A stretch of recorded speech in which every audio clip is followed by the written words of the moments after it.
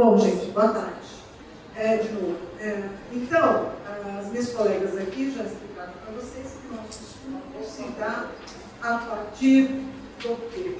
Da recolha de material via buscas na internet, né? O alerta Google. E o meu tema é a censura à comunicação no mundo do trabalho.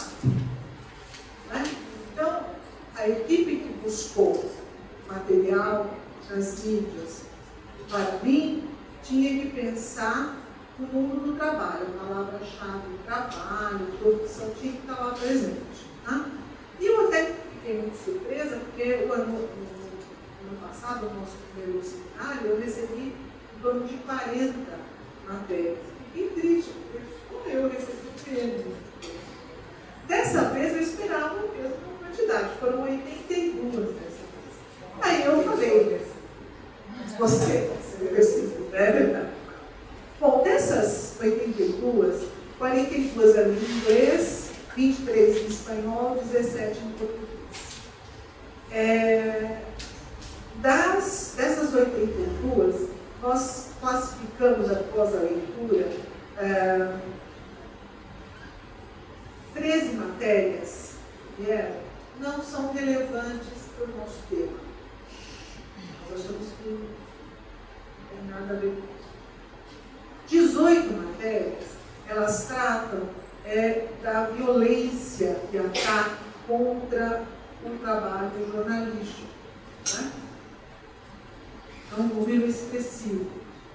7 matérias também tratam do trabalho jornalístico, e aí um assassinato, um ataque, sequestro, uma violência ainda mais expressiva, 7 matérias. Não só aí, com relação ao trabalho jornalístico, são 25 matérias. E 7 matérias, nós achamos que merecem destaque, estão mais próximas do tema que nós realmente queremos estudar. Eu estou dizendo, bom, depois eu vou explicar então a seção. Dos textos em espanhol, nós tivemos 3 matérias oriundas de meios tratando do tema da censura no mundo do trabalho na Espanha, 2 na Venezuela, 2 na Síria, 2 na Argentina e outros provenientes de outros países. Uma capa: Peru, Etiópia, Uruguai, Chile, China, Colômbia, Mali, Equador, Cuba, Grécia. Então, a ideia da temática está presente de forma bastante diversificada no mundo todo, tá? E também eu verifico isso em língua espanhola. Nas notícias em inglês, que são a maioria, nós temos 10 notícias provenientes dos Estados Unidos. Então, lá também tratando de alguma forma da interdição à comunicação do trabalho lá. 10 notícias. Canadá, 3, Austrália, 3. Depois, outros países: Iraque, Irã, Egito, Tanzânia e uma série de outros. Tá? Em português, Brasil, são 12 notícias, Somália em língua portuguesa, né? Brasil, 12 notícias, Somália, 1, Estados Unidos, 1, União Europeia, 1, porque era essa fonte, Israel, 1, México, 1. Bom, das matérias que merecem destaque, que não tratam da perseguição a jornalista, sequestro a jornalista, ataque a jornalista, prisão a jornalista, que mais? Intimidação a jornalista, ou seja, esses, enquanto a imprensa, a mídia, os meios de comunicação, inclusive porque uma das fontes importantes para essas denúncias contra jornalistas é a Federação Internacional de Imprensa, né? A FIP. E é muito sensível, a imprensa é muito mais sensível ao ataque, a qualquer tipo de ocorrência, de violência contra o trabalho jornalístico. Né?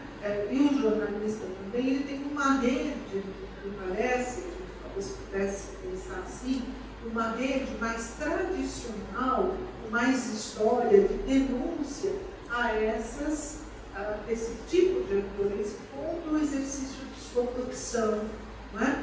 Porque está muito mais claramente expressa que um ataque ao trabalho jornalístico era também um ataque ao cidadão, na medida em que impede que o cidadão receba, não é, aquela informação, o produto daquele trabalho, pelo menos receba o produto daquele trabalho de uma forma mais isenta, né? Como o jornalista é intimidado, não é? Um jornalista que está numa redação sabendo que pode ser demitido, ele não vai fazer nenhuma artimanha para buscar brechas à linha editorial do seu veículo de comunicação.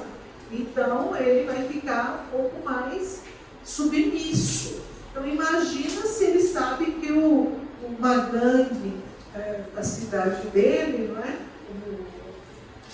O crime organizado pode matá-lo. Então, tem toda uma situação. Então, contra o trabalho do jornalista. Agora, e nos outros trabalhadores? Não é? Hoje, com tanto acesso que nós temos aos meios de comunicação, a produção e ao acesso à informação, quer dizer, como é que esses trabalhadores são tratados no mundo do trabalho? E nós temos visto que das 80 empresas, 7 são pouco mais próximas a essa nossa temática, que é uma temática nova, porque é aquilo que a gente já discutiu no curso e em outros lugares. O mundo da organização é o mundo do dono da empresa, é como se eu não existisse, se eu não sou ninguém lá, porque é como um lugar privado. Nós não pensamos o espaço do trabalho como um espaço de sociabilidade construído pelas relações do trabalho. Nós pensamos que esse espaço é total, nós não somos ninguém lá, nós não temos nem personalidade, é como se não fôssemos, não pensássemos. Né? Então não temos livre expressão, e parece que isso é normal para nós. Né? Eu fico olhando as pessoas que me olham e falam, nossa, você pesquisa isso? Né? Que louca, não é? Mas isso é assunto para pesquisar. Tem gente que me olha e faz assim, cara. Eu falo, pois é. Então, a matéria em espanhol, apenas uma matéria em língua espanhola, e nós achamos que mereceu estar mais próximo desse nosso tempo. O jornal El País aconteceu na Espanha. E o assunto é que a Ferrari, não é? Censurou o Twitter de um de seus empregados. Não é? Eles são proibidos, pelo menos lá, eles são proibidos, não é de um de seus empregados, de seus empregados. Eles são proibidos de usar o Twitter ou o Facebook. Não é? No espaço do trabalho, se remeter à empresa, à marca da empresa, de qualquer maneira. Não é? Outra, em inglês, foram apenas 3 matérias que mereceram esse nosso olhar, né? Aproximando do nosso tema. Uma na Índia, não é? Que era o problema que houve a censura também ao trabalho de um comunicador, então um comentarista de rádio foi impedido de fazer aquele procedimento, aquele comentário e continuar trabalhando por conta da forma como fez. Na Austrália, 2 casos, né, de restrição à liberdade também, de uso às redes sociais de funcionários públicos. Tá? E no Brasil, na língua portuguesa, foram 3 matérias e todas no Brasil mesmo. E todas elas têm relação com a censura no Facebook. né? Então, o Facebook atuando como censura, e eu achei muito interessante o que a Cristina trouxe, né? Que antes nós tínhamos uma censura. E, pelo menos eles tinham que viajar, né, para combinar com o IC, né? Eles tinham que se encontrar, tinham que criar funcionários, falavam, como a minha burocracia vai funcionar, vamos nos encontrar, né? Os italianos, os espanhóis, os portugueses, os brasileiros, e vamos fazer um sistema próximo, vamos usar essa inteligência, né? Essa expertise de que é fazer censura, tem lá o IDOT, para fazer todo o processo de racionalização dos formulários, tal. Agora não, é um algoritmo, né? Que você aplica, né? E funciona para o mundo todo. Foi muito interessante, dando então sequência a esse nosso trabalho, como nós achamos que essa massa crítica que nós obtivemos das matérias, ela foi interessante, mas ela ainda não reveladora de fato o que acontece no mundo do trabalho. Nós temos e nós estamos, na nossa pesquisa, ampliando para outras fontes, né? Então, uma das fontes que nós investigamos, nos apoiamos, é o Comitê de Internet Brasil, né, o CGI. E o CGI faz uma pesquisa anual, me parece, sobre o acesso à internet, né? E nessa pesquisa que nos interessa, essa parte da pesquisa nos interessa, é o acesso exatamente dos trabalhadores aos meios de comunicação a partir do trabalho. Quer dizer, como é que as empresas estão permitindo acesso aos meios de comunicação. Então, no último relatório, que é de 2012, inclusive está disponível na internet, eu acho muito bom que todo mundo lê, lá tem sobre criança, educação, escolas, famílias e as empresas. No meu caso, as empresas, está dizendo assim, tem 45 das empresas que responderam ao formulário, dizem, o número total de empresas aqui, eu não tenho o dado aqui, está no artigo, mas do número da amostra que eles pesquisaram, 45% bloqueou o acesso a conteúdos de alguns ou todos os seus usuários. 45% monitorou os sites visitados por alguns ou todos os usuários. 36% monitorou o tráfego de dados individual de alguns ou de todos os usuários. 18% praticou outra forma de controle de alguns ou de todos. Apenas 17% das empresas disse que não usou nenhum tipo de controle, sendo que 79% disse que orientou os usuários sobre o uso da internet na empresa, algum tipo de restrição. Bom, então, aqui também, nessa pesquisa do CGI, ela também não é capaz de dar, nem esse objetivo deles, que eles não estão fazendo pesquisa para nós, né? Então, eu gostaria muito, mas não é o caso.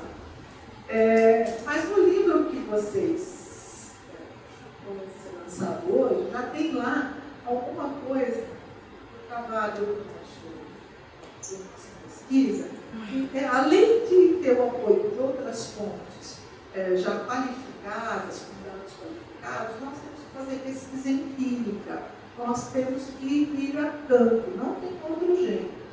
E o lugar que eu achei, por conta a gente vai pesquisando na internet, vai olhando, são os manuais de conduta das empresas. Então, eu fiz uma pesquisa inicial em 7 manuais de conduta de grandes empresas, e eu fiquei assim um pouco até, algumas mais, outras menos, perplexa com a desfaçatez com que as empresas, pelo menos elas falam, né, elas mostram, elas não podem, elas avisam, você está sendo monitorado, né, teu e-mail particular está sendo, né, será lido, você terá a sua mensagem acompanhada, monitorada. E sobre tudo com os smartphone. Né? Então, existem esses manuais de conduta, né? Por exemplo, a gente fez uma análise no artigo do Manual de Conduta do IBOP, da Votorantim, da Fibria, da Febraban, né? São algumas das empresas. E nós temos da Cartilha Social da Febraban, da Máquina de Notícias, que é uma empresa de comunicação, né? Que, aliás, é o manual mais, que eu achei, o mais incisivo no sentido do controle. Oi? Eu trabalhei lá. Você assinou o manual? Assinei. Então, mas eu acho até bacana as empresas que têm um manual que buscam pelo menos essa transparência. Né? Olha, você está sendo fotografado, né? Você sabe que coloca o batom porque você sabe que. Agora, e o que não se fala, não se mostra? Vindo para cá, inclusive eu estava ouvindo a Rádio USP, e no horário do clique informático. E eu achei assim, tão interessante que aquele rapaz que faz o programa já há tantos anos, ele nem se deu conta que ele estava fazendo um clique informático e a reportagem era: olha que software maravilhoso que as empresas têm que comprar para controlar o uso, os ataques que os seus funcionários fazem aos dados e às imagens das empresas. Vocês não podem, empresários, deixar de olhar, entrem no site, vejam a reportagem, porque esse software resolverá todos os seus problemas. É a solução de negócios mais eficiente para fazer a gestão da sua informação e controlar aquele funcionário que quer atacar, porque ele é o seu inimigo, ele vai atacar a sua informação. Então, diante disso, eu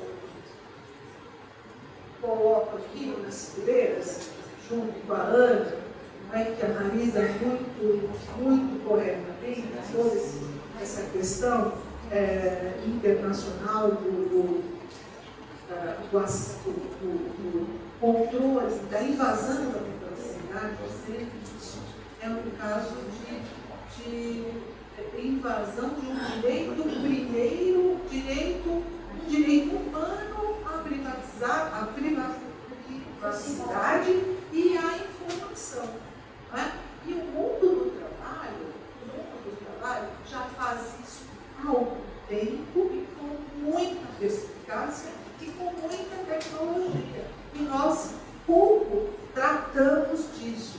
Muito das regras e das normas que nós assimilamos depois socialmente, elas são oriundas exatamente do mundo do trabalho, de uma certa racionalização aceita do mundo do trabalho, imposta pelas organizações, imposta porque nós somos frágeis nessa relação desigual entre no contrato do trabalho.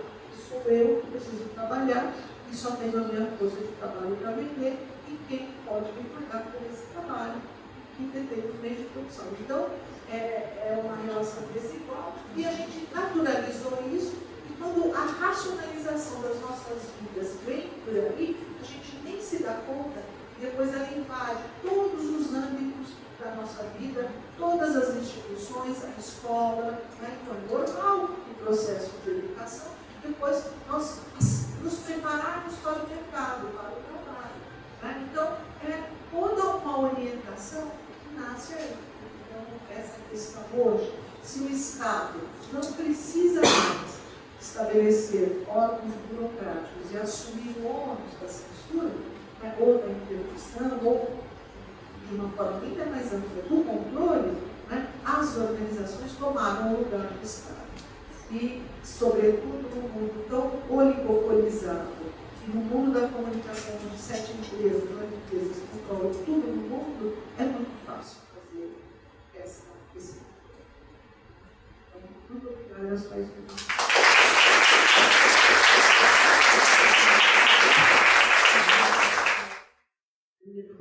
Boselli, vocês aqui não têm uma comissão de proteção de dados. Não existe uma comissão de proteção de dados. Porque, por exemplo, em Portugal existe uma comissão de proteção de dados a que é possível uma pessoa queixar-se. Porque hoje em dia essa questão da entrada nos e-mails pessoais acontece não apenas em funcionários, como acontece, por exemplo, em associações, quando existe um conflito de poder. E imediatamente uma das primeiras coisas que é feita é a tentativa de capturar o correio do outro ou da outra. E existe uma comissão de proteção de dados a que é possível apresentar queixa e a partir daí é crime, pode ser apresentado na judiciária. Tudo isso é um crime. Normalmente as pessoas não sabem nem têm essa capacidade. Mas era uma coisa que eu não sabia se existia no Brasil ou não. Era para saber. Não temos notícia. Pelo que eu saiba, o Ministério do Trabalho e nem mesmo os sindicatos, porque deixa eu te contar uma outra experiência. Quando eu comecei com essa história de estudar censura no mundo do trabalho, foi já num seminário, antes do GOVECOM, foi em 2012. Nós fizemos um, foi em 2012, né? Aí eu liguei para o representante da Unesco no Brasil, liguei, falei no Ministério do Trabalho, falei com as centrais sindicais brasileiras. E todos eles acharam que era besteira esse negócio de estudar censura no trabalho. Não é? Eles não tinham nada a dizer e não aceitavam o convite para vir falar. Eles não tinham o que dizer. Tudo que vocês disseram em relação ao que é o foco da pesquisa, que é a análise dos dados noticiosos, né, que tem, são acessíveis por meio da internet, jornais e tal, teve algum destaque em relação à questão da censura nos atos públicos das pessoas? Por exemplo, tem algum indicativo com relação ao que aconteceu nas manifestações do ano passado nas ruas? Minha pergunta vai mais no interesse, porque eu tenho um interesse particular de pesquisa no que vai acontecer esse ano em relação à censura no Brasil, por conta das manifestações do ano passado, por conta da Copa do Mundo, por conta do processo de eleições. Então, pelo que eu entendi, no âmbito geral, as coisas estão mais focadas na produção cultural e jornalística. Eu não sei se tem um destaque para a questão do ato, né, nas ruas das pessoas, dos ativistas no Brasil. Sobre essas manifestações políticas, a professora Maria que chama a minha atenção sobre essa questão,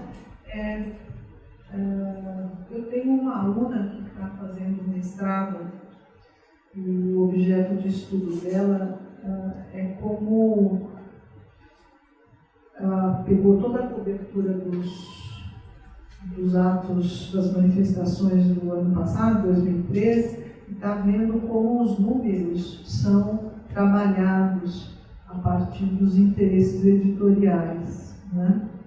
É bem legal o trabalho dela, mas eu acompanhei de perto isso e mesmo